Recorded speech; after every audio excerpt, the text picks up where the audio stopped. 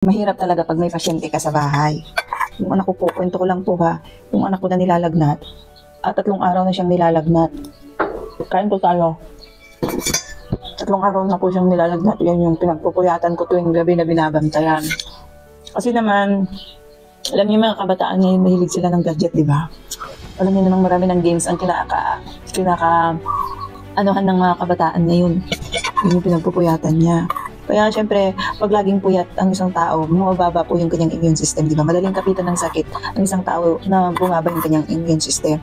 Kaya nilalagnat yung anak ko dahil doon. Tapos isa pang dahilan, syempre kung minsan kung wala kang mabili na pagkain or maulam sa mga baryo-baryo, kung ano lang available na nandyan, yun ang uulamin mo.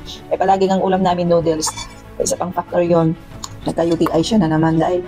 So ang nangyari, yung nilalagnat siya, mainit siya, tapos yung nag-chill siya kasi yung paa niya, ang lamig ng paa niya pero ang init ng pag binampihan mo ng ganyan, mainit. Buti na lang, meron akong stock na Quantumin Plus. Yun po yung nilalagay ko sa inuming tubig niya. Actually, hindi rin po siya makakain.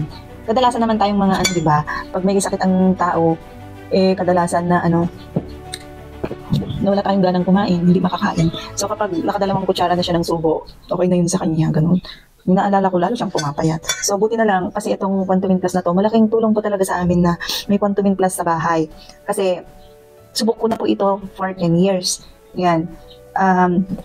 Si Dr. Odalia Maceda, nung in-explain niya kasi sa amin, yung benefits na may bibigay ko ng Quantumin. Halimbawa, pag nanghihinang isang tao, energizer po kasi ito, bibigay siya ng lakas sa atin. Kasi mineral drops po siya eh.